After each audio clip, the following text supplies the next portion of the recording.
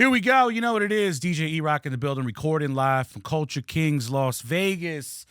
Man, I got a very special guest. I mean, when do we not have a special guest in here? But this guy, I feel like, we got not only do we have a common bond, but I mean, it's like this family right here, man. I mean, this is day one shit right here. Exactly.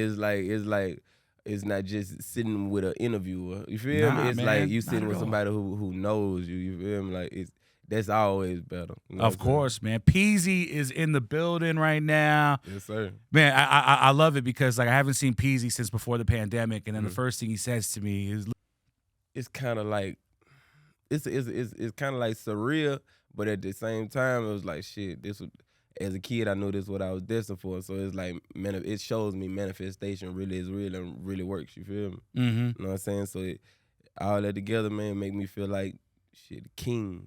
You know what I'm saying? Like I can bring anything I want into existence. You feel me? I love that, man. Yeah. Like we touched upon earlier, man. I've been there since day one, so I've seen how everything panned out. Yeah, you seen the rough and rugged Peezy. Oh, the rough and rugged Peezy, man. I've seen like Orange Room Peezy. You know what I'm saying? Orange Room. Like, come on, man. If I mention the Orange Room here, if you don't know that is day one right there. Yeah, man. that's if you know, you know. 100%, man. Shout out Miggy. Shout out 40. Shout out Miggy, man. Yeah. Oh man, Miggy. Yeah. Yo, how about his growth one time? Yo, Grammy Award. Holy shit, Miggy. I was so happy for him when I heard that, bro. I'm like, damn. See, that's what happened when you stay down. That's what happened when you stay down and you believe in yourself and you don't got a doubt in your mind about what you're doing. Okay. Well, tell me about the new album you got coming out. Man. I heard you got a whole bunch of features. Yeah, I got that's about to pop off. Got an album coming out called it's a self-named album, La Paris. Okay. You feel me? Because I feel like I done dropped a lot of music, a lot of bodies of work, and every one of them meant something to me from the beginning, from humble beginnings. I was telling people like, okay, I'm finally getting a fresh start in life. I'm finally getting what I dreamed about as a kid, but it's like I'm still humble. And it's just the beginning, you feel me? That was the message behind that one. Then I came after that with Loyalty Over Love, and I was explaining in that project, like, damn, how the fame and shit, like, I already had loyalty because the people that I thought loved me changed out the blue, like with a blink of an eye. It was like, it fucked me up. So I made that project based on that. Then I got in the meantime when the pandemic started, I'm like, damn, I got so much love for my fans. I'm like, man, I can't not drop music just because we were going through something. So I dropped two. Facts. I dropped two tapes called In the Meantime. In the Meantime, I'm gonna give you this in the meantime. I like that. You feel me? In the meantime. Yeah, and then I just did a Gangsta Grills with DJ Drummer called Misguided, and the whole thing behind that, you feel me? It was like it's called Misguided because like me growing up, like I thought everything I was seeing was normal. You feel me? I'm thinking like this is what I'm supposed to do, and they not leading me on purpose. They just misguiding me by mistake. It was like I was seeing like niggas, niggas busting moves, niggas doing out. So I'm thinking it's just life. So when I got to a certain caliber and a certain level of life, I'm like, damn, I was being misguided, and I felt like I'd be wrong if I didn't tell the people, they look at me like a young OG, man, you feel me? 100%. So it's like, I'd be wrong if I didn't tell the younger people, like, what I've been through and what I'm starting to realize now. So that's what that tape was about. And this album is about, like, me, just me as a person, all my different personalities, how I feel, like me. That's why I named it La Paris. Nice. And then, I was told that, like, you are touring a lot. Yeah. Right now, man, the shows are great. How does it feel being now on the other side of this pandemic, finally being in touch with your fans, like literally right in front of you? You know what I mean? Yeah. I mean, the in between time and the meantime, like now is like, all right, now it's really my time. Like, yo, how does that feel right now being in front of your fans? It feels so good because it's like I make I don't make music. Well, if you can dance to it, like, you know what I'm saying, do your thing. Like if it make you turn, like, do your thing, but I make music to like help people not go through something, get over something, or not go through it, get over it, or goddamn, what's the stay away from it. I'm gonna say that. Okay. You feel me? So it's like I'm telling you what I've been through to help you get through what you going through. You feel me? So it's like that's my whole point of making music. For sure. And then like we touched upon like how you're touring and you're in front of your fans again. What are some of the cities that you love coming to, like that you're just like, oh, we going there? All right, yo, we're gonna have a good night there. Every city in the Bay Area. Okay, 100%. Yeah, Off the rip. I love Kansas City. I love Pine Bluff, Arkansas. They show me so much. Did you say love. Pine Bluff, Arkansas? Yeah, Where is that exactly? That's it's like an hour out of Little Rock, Arkansas. Okay. Yeah. It gets turned. It turned, bro. Like I don't know, bro. It'd be a different feeling. And then I love Denver too, Denver, Colorado, bro. Salt Lake City, bro. Like the places that I didn't think that I have fans like that love me so much. Like, you feel me? It's them the places that touch me the most. You feel me? For sure. Yeah. When you say that, like when you didn't know that you had fans that love you so much, what is your first reaction when you encounter like one of those fans that are just like like they can't believe that this is happening. Like, when they right in front of you going like, oh my God, this is OMB Peezy right now. It's like I love that so much because I rap about my real life. So if somebody walk up to me and tell me they like my music, that mean I done helped you through something, or it's like I'd been your therapy at one point in time. So it'd be like when they walk up and they, man, hope you want to be peace. I'd be ready to do whatever, bro. I'd be ready to give them the shirt off my back. Like, man, damn, you love me this much, man. You can have whatever's in my pocket. Like, I don't care. Like, you know what I'm saying? I don't know.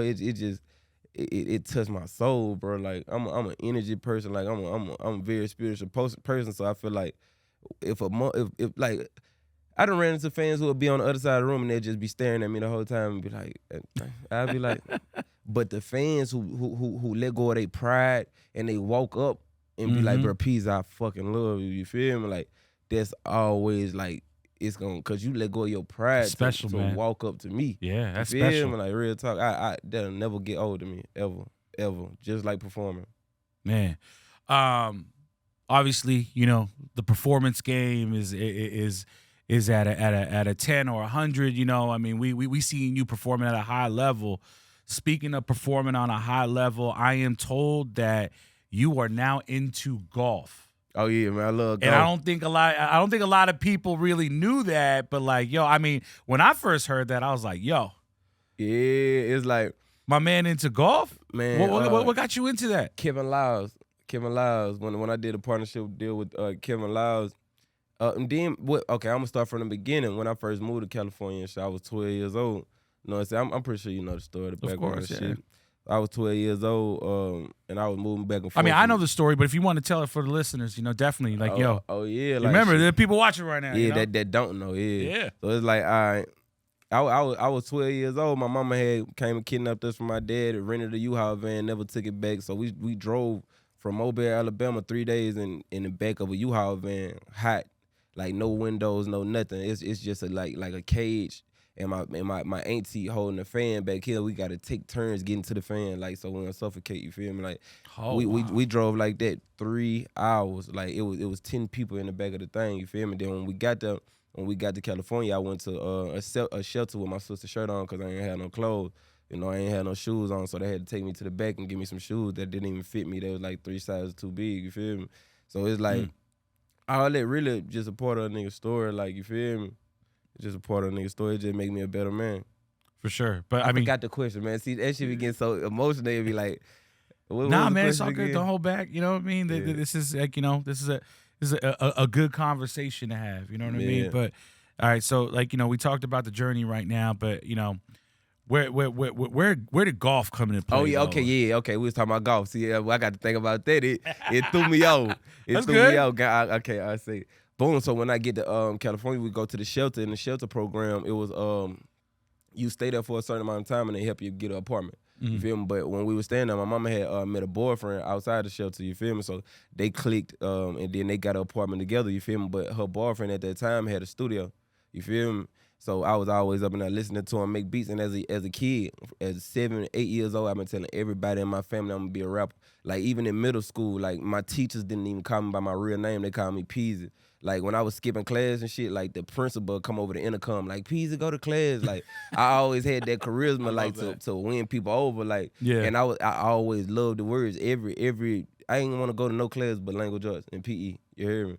So it's like every time we wrote an essay in class, I was always the best writer. So I always loved the words. So when my mama got with him and he had a studio and he was making the beats, I started goddamn writing raps and to the beats, you feel me? And then like I got behind the mic one day, I'm like, damn, I got a different voice, like, you feel me? And like not too many people got this voice, like, you know what I'm saying? So it kind of grew from there. Then rapping in school and shit, they like, damn. You know, I'm in California, so I'm country, so they like, damn. 100%, yeah. And I got bars, so they like, damn. What part of California is this again? I was in Sacramento. Sacramento, yeah. All right, big shout out to 916 one time. Yes, sir. Big shout out. So golf came into the picture. Golf came in the picture after, boom, okay, we recording this shit, boom. And then I seen a pair of golf clubs. You feel me? I'm like, you play golf? At first, I'm like, you play golf? He like, cause I was making fun of him. He like, I'm gonna take you out there one day with me. You gonna fall in love with it. So we went out there. At first, I'm trying to hit the ball, but I'm swinging like it's baseball. You feel me? So I would never, I would never hit the ball right. So now that you a golfer, I mean, you know, cause I golf too. So yeah, like, so you know what I mean. So I know, yeah, you swinging that shit like a baseball bat. People looking at you at the course like, yo, bro, bruh. Yeah, he tripping. So it's like he took me out there. He showed me the form and.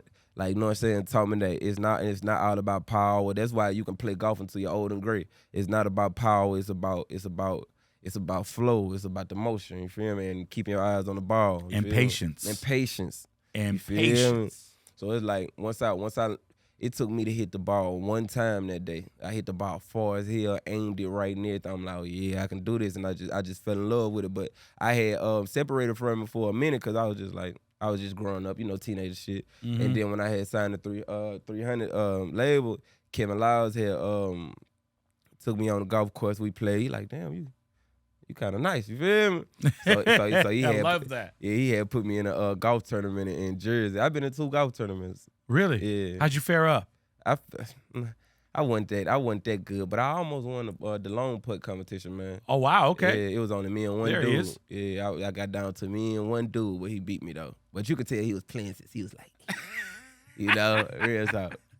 Man, yeah, you know, golf is it's the game that literally it's a constant teacher. Yeah. And then when you stop, you know what I'm saying? Like losing your swing. I mean, I've been a golfer for a minute, but then I haven't like played golf in maybe about a good 3-4 years. Yeah. So my swing is like literally it's went to complete shit.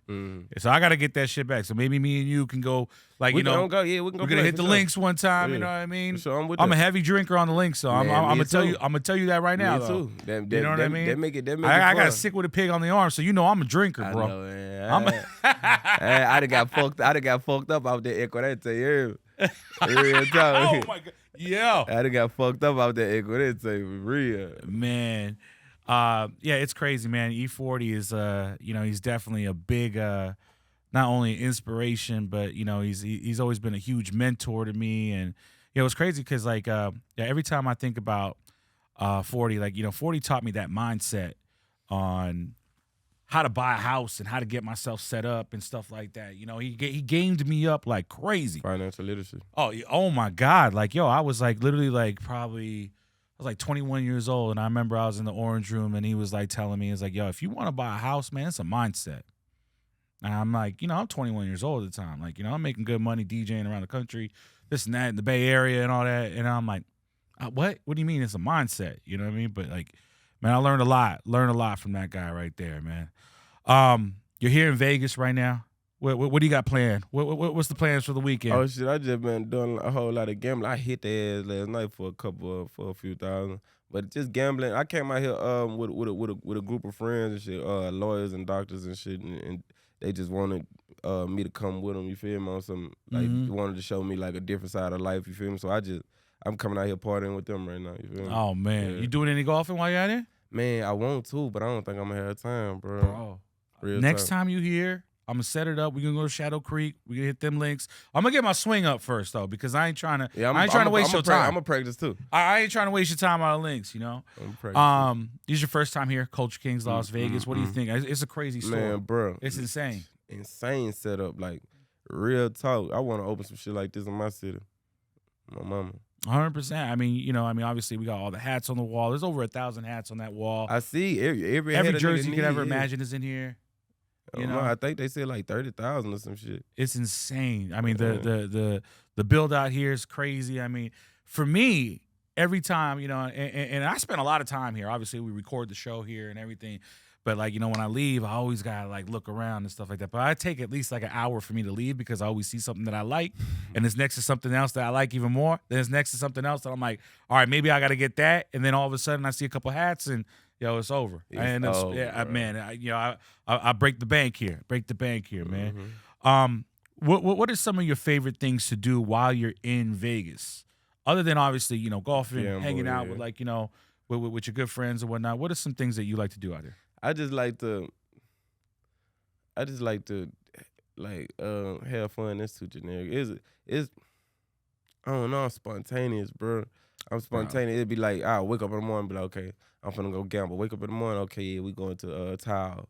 You know, it's like I just want to like experience Vegas for what it is, like where I'm out here. Cause you know I'm from Mobile, Alabama, bro. We don't have stuff like this at all. Like and me being in a position of where I can be doing fun shit and call home and be like, bro, the world is big, and show my people how big the world is, and there's a lot of shit out here. Like that's really what I do it for. You feel me? No, for sure. You know, Vegas is definitely it's a great city for all of that. You know Yeah. what I mean? And you know, I've been here for about a good like, you know, year. Fuck you a know. couple bitches. fuck a couple bitches too. Though. It's good for that too. It's very good. I mean, I wouldn't know, but you know, I'm just saying. So, you know, a friend had told me that. So, you know, but man, it's good to see you. Good to see you too. Big brother. The growth is incredible. You know what I'm saying? I mean, I can't wait to see the next time you come in here. I mean, Yeah.